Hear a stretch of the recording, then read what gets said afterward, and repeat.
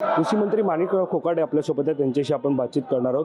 सरकारचं पावसाळी अधिवेशन सुरू आहे, शेतकऱ्यांपर्यंत मदत ही कधीपर्यंत पोहोचणार आहे आणि कशा स्वरूपातली पोहोचणार आहे? हे बघा, नुकसान भरपाईची रक्कम तर शेतकऱ्यांना प्रस्ताव आला, विभागीय आयुक्ताकडनं प्रस्ताव आला की ताबडतोब त्या ठिकाणी डीबीटीवर आपण त्यांच्या खात्यावर टाकतो।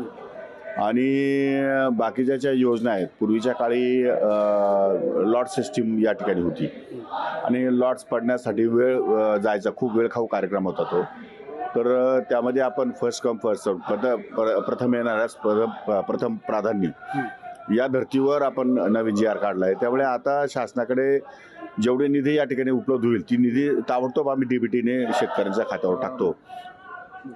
माणिकरावजी, ज्या प्रकारे अनेक मंत्र्यांची वेगळी ओळख असते, तुमची सुद्धा वेगळी ओळख आहे, तुम्ही नेहमी जॅकेटवरती पाहायला मिळतात, मात्र तुमचं याच जॅकेटला आता टार्गेट केलं जातं। तो इंडिव्हिज्युअली कपड्यावरती टार्गेट करणं राजकीय हा इश्यू नाही होऊ शकत।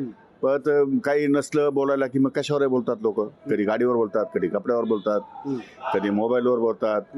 त्यामुळे तो टीका करायला काहीतरी पाहिजे म्हणून आपली कशावर तरी टीका केली जाते, which is very bad in the politics. Nana Patole हे माजी अध्यक्ष राहिलेले होते विधान सभेचे, विधान भवनाचे, आणि त्याच्यामध्ये पाहायला गेलं तर त्यांच्याकडून जो राजदंडाला हात लावला झाला होता तसा आरोप सुद्धा होत होता, कसं पाहता?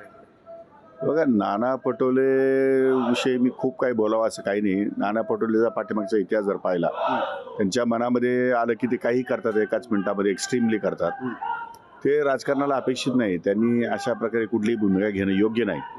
तर त्यांनी जरा थोडंसं लोकशाही, समग्र लोकशाहीमध्ये या ठिकाणी काम करत असताना काही पथ्य या ठिकाणी पाळणं आवश्यक आहे, ते पथ्य त्यांनी पाळावेत अशी माझी अपेक्षा आहे। धन्यवाद आमच्याशी बातचीत केल्या संदर्भात। कॅमेरा पर्सन अवधेश परिसर, मी वैभव पाटील, मुंबई।